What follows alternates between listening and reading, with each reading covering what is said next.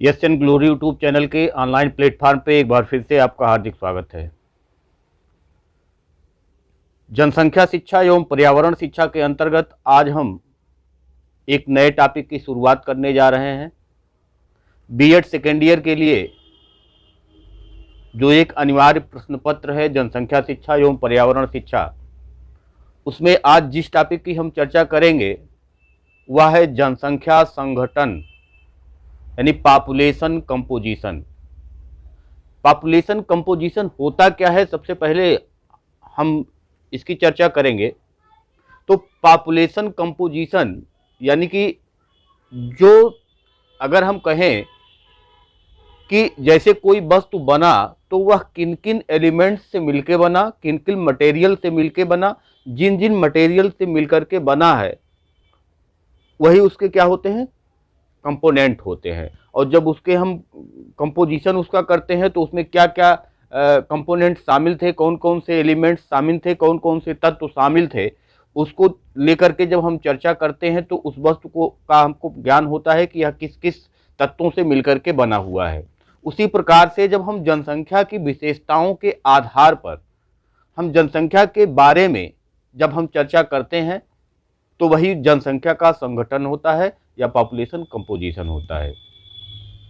किसी क्षेत्र की जनसंख्या को उसकी जब विविध विशेषताओं के आधार पर वर्गीकृत करके हम तुलनात्मक अध्ययन करते हैं तो जनसंख्या संगठन कहलाता है। जैसे जब आप किसी एक विशेष स्थान की जनसंख्या के बारे में आपको पता करना हो, किसी देश की, किसी प्रदेश की, किसी नगर पंचायत, नगर पालिका, नगर निगम, ग्राम पंचायत, चाहे जहाँ की जनसंख्या के बारे में जब आपको पता करना हो तो उनकी विशेषताओं के आधार पे हम किन किन आधारों पे उनको विभाजित कर सकते हैं।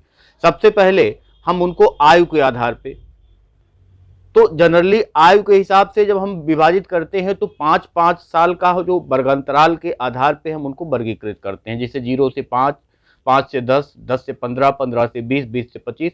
लेकिन जब हम मुख्य प्रकारों में उनको वर्गीकृत करते हैं तो हम केवल 3 मुख्य प्रकार में उनको हम वर्गीकृत कर देते हैं। जैसे 0 से 14 साल, 15 से 59 साल और फिर 60 साल से ऊपर। ये 3 मुख्य वर्ग हैं। तो इसके आगे हम चर्चा करेंगे। तो ये आयु एक विशेषता हो गई। विशेषता के आधार पे हमने पूरी जनसंख्या को बांट लिया कि कितने परसेंट ऐसी जनसंख्या है कि जो 0 से 14 आयु वर्ग में आती है, कितने परसेंट ऐसी जनसंख्या है जो 15 से 59 वर्ष में आती है, और कितने परसेंट इतनी ऐसी जनसंख्या है जो 60 साल से ऊपर की है। तो एक विशेषता आयु हो गया। आयु के आधार पे हमने उस पूरी जनसंख्या के बारे में हमने एक जानकारी इकट्ठा किया और उनका वर्गीकरण कर दिया। कितने भागों में? 3 भागों में। इसके अलावा हम लिंग के आधार पे, जब लिंग के आधार पे हम करते हैं तो लिंग के आधार पे हम या तो पुरुष में या तो महिला में, एक विशेषता हो गई कि लिंग उनका कौन सा है, तो या तो पुरुष होंगे या तो महिला होंगे। उसके आधार पे हम उस पूरी जनसंख्या का जब वर्गीकरण करते हैं, यानी 2 कंपोनेंट हो गए, एक पुरुष हो गया, एक महिला हो गया, 2 घटक हो गए, एक महिला एक पुरुष हो गया। तो इसके आधार पे हम पूरी जनसंख्या का क्या करते हैं, वर्गीकरण करते हैं। इसी तरीके से हम उनके व्यवसाय के आधार पे, व्यवसाय आप देखेंगे कि समाज में विभिन्न प्रकार के व्यवसाय होते हैं, तो व्यवसाय के आधार पे भी हम क्या करते हैं, कर सकते हैं, लोगों को वर्गीकृत कर सकते हैं कि कौन लोग क्या क्या व्यवसाय करते हैं। इसके अलावा हम धर्म के आधार पे भी वर्गीकृत कर सकते हैं। तो ये उसके कंपोनेंट हुए, यानी एक पूरी जनसंख्या जो थी वो जनसंख्या किसी विशेषता के आधार पे जब हम उसका वर्गीकरण करते हैं तो वही वर्गीकरण जो होता है, वही वर्गीकरण के आधार पे हम निकालते हैं कि कितने प्रकार के लोग इस जनसंख्या में शामिल हैं। वह एक विशेषता के आधार पे हो सकता है, चाहे लिंग के आधार पे हो सकता है, आयु के आधार पे हो सकता है, या शहरी और ग्रामीण के आधार पे हो सकता है। इसके अलावा हम उनको व्यवसाय के आधार पे कर सकते हैं। तो तमाम प्रकार हो सकते हैं। उन्हीं विशेषताओं के आधार पे जब उनका हम वर्गीकरण करते हैं तो वही जो एलिमेंट्स उसमें शामिल होते हैं उसी को हम जनसंख्या का संगठन कहते हैं। उसमें साक्षरता और निरक्षरता को भी हम ले सकते हैं। तो इस प्रकार से हमको पता ये चला कि जनसंख्या संगठन है क्या, पॉपुलेशन कंपोजिशन है क्या। पॉपुलेशन कंपोजिशन का मतलब कि किसी क्षेत्र की जो जनसंख्या होती है उनकी जो विविध विशेषताएं होती हैं उसमें से किसी एक विशेषता को हम उठा करके जब हम उसके आधार पे उस पूरी जनसंख्या का वर्गीकरण करते हैं तो इसी का जो अध्ययन करना होता है इसी को हम कहते हैं जनसंख्या संगठन या पॉपुलेशन कंपोजिशन। इसे जननांक संरचना भी कहा जाता है। इसके अंतर्गत जनसंख्या की उन विशेषताओं को प्रदर्शित किया जाता है जिसकी माप किया जा सकता है। जब हम माप कर सकेंगे तभी हम उनके अंतर स्पष्ट कर सकेंगे और उसको हम विभिन्न वर्गों में विभाजित कर सकेंगे। जब तक हम माप नहीं कर सकते हैं तब तक हम उनको विभिन्न वर्गों में विभाजित नहीं कर सकते हैं, और जब तक हम उनको विभिन्न वर्गों में विभाजित नहीं कर सकते हैं तब तक हम उसके विभिन्न कंपोनेंटों का पता, विभिन्न घटकों का पता हम नहीं लगा सकते हैं। जन समूहों में अंतर स्पष्ट करने के लिए ये जो विशेषताएं होती हैं ये क्या होती हैं, महत्वपूर्ण होती हैं, सहायक होती हैं। तो हमको ये पता चला कि जनसंख्या का जो संगठन होता है या जनसंख्या जो पॉपुलेशन कंपोजिशन है वो होता क्या है। जनसंख्या की विशेषताओं के आधार पर उनको वर्गीकृत करना ही पॉपुलेशन कंपोजिशन कहलाता है। अब इसके आगे हम चर्चा करेंगे कि किस प्रकार से हम इसको किस किस आधार पे, यानी वो जो विशेषता हमने बताया उस विशेषता कौन कौन सी होगी हमने पहले ही आपसे चर्चा किया।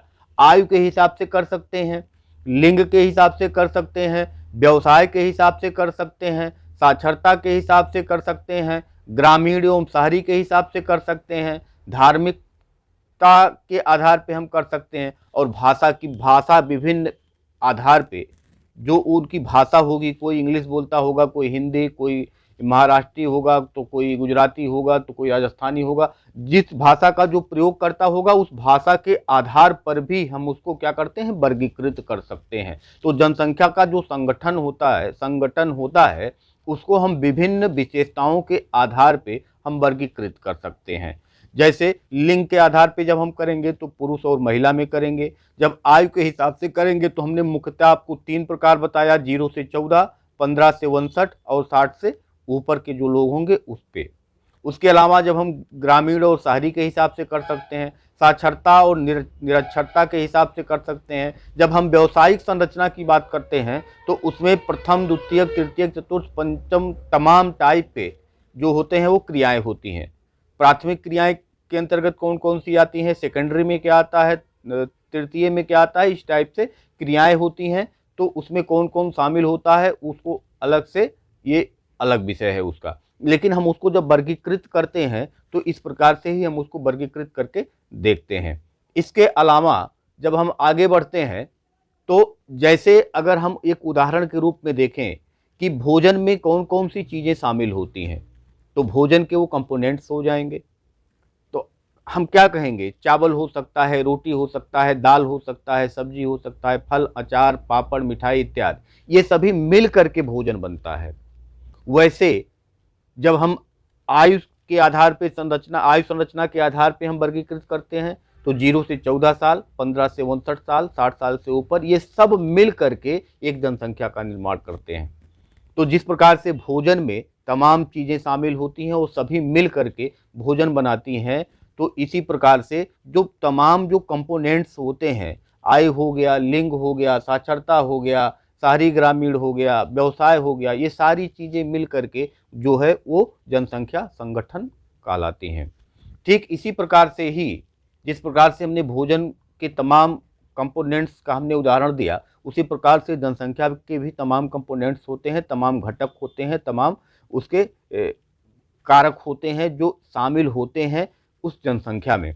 तो एक विशेषता उठा करके उसी के हिसाब से जब हम वर्गीकरण करने का प्रयास करते हैं तो वही जो वर्गीकरण होता है, उसी वर्गीकरण जो है वो विशेषता है उस जनसंख्या की।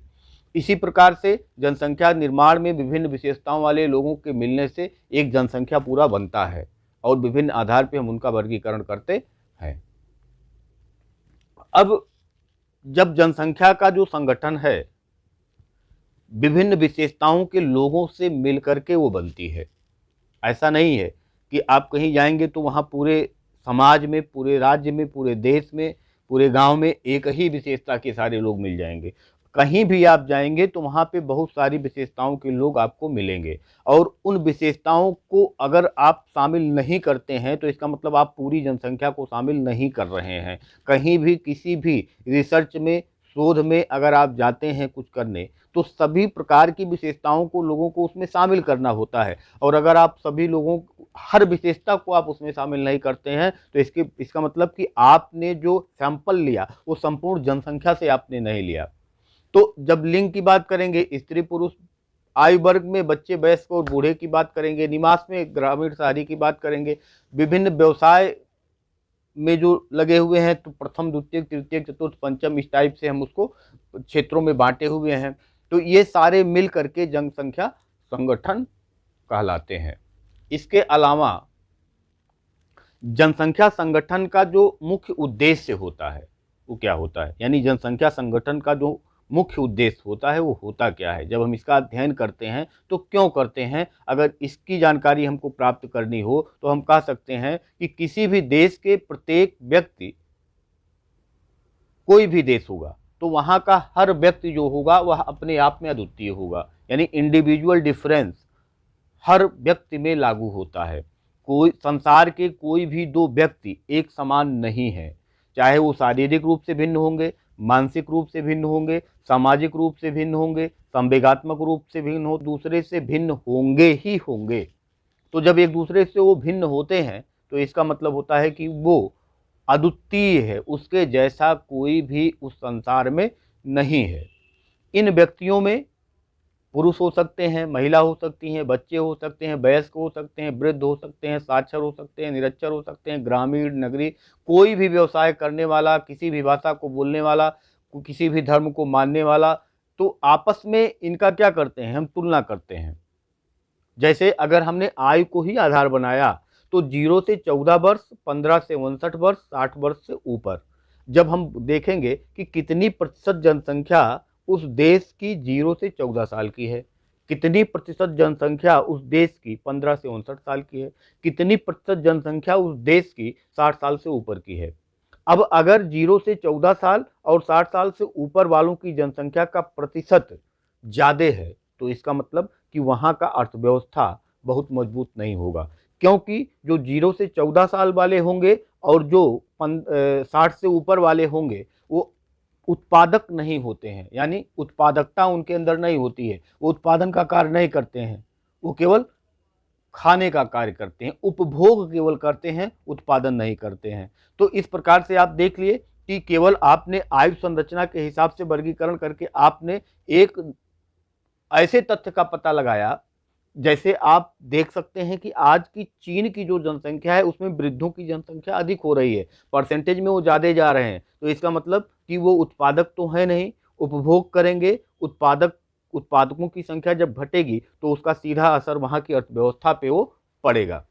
तो अलग अलग योजनाएं बना के क्षेत्रों का विकास किया जाता है। जब हमको पता चल जाएगा कि हमारे देश में किस प्रकार की आबादी ज़्यादा है, ग्रामीण आबादी ज़्यादा है कि शहरी आबादी ज़्यादा है, किस आयु वर्ग के लोग ज़्यादा हैं, ज़्यादा साक्षर लोग हैं कि ज़्यादा निरक्षर लोग हैं, कौन सा व्यवसाय करने वाले लोग ज़्यादा हैं, तो उसी प्रकार से, उसी के हिसाब से सरकार अपनी नीतियां बनाती है और ला करके वह लागू करने का काम करती है। तो इस हिसाब से जब हम जनसंख्या के विभिन्न कंपोनेंट्स को देखते हैं तो उसी कंपोनेंट्स के आधार पे हम किसी भी देश की विशेषता के बारे में जानकारी प्राप्त कर सकते हैं। तो हमको जो पढ़ना है इसमें जनसंख्या संगठन यानी पॉपुलेशन कंपोजिशन में जो हमको पढ़ना है वो आयु के अनुसार पढ़ना है, लिंग के अनुसार पढ़ना है, और शहरी ग्रामीण के हिसाब से पढ़ना है, और उसके बाद व्यवसाय के साक्षरता के हिसाब से पढ़ना है। तो ये 4 कंपोनेंट्स के हिसाब से हमको पढ़ना है जो आपके सिलेबस में है। पाठ्यक्रम की चर्चा हम पहले ही कर चुके हैं। तो आज हमने सीखा कि जो पॉपुलेशन कंपोजिशन होता है वो होता क्या है। तो पॉपुलेशन कंपोजिशन का मतलब कि किसी भी देश की जो जनसंख्या होती है उसको विभिन्न विशेषताओं के आधार पे जब हम वर्गीकृत करते हैं और जब वर्गीकरण करके उसका हम अध्ययन करते हैं तो उसी को हमने नाम दिया पॉपुलेशन कंपोजिशन या जनसंख्या संगठन। आज के लिए इतना ही। आगे अब हम आयु के आधार पे पॉपुलेशन कंपोजिशन की चर्चा हम आगे करेंगे कि विभिन्न देशों में या भारत देश में किस प्रकार से एज के हिसाब से पॉपुलेशन कंपोजिशन है। तो आज के लिए इतना ही। धन्यवाद। नमस्कार।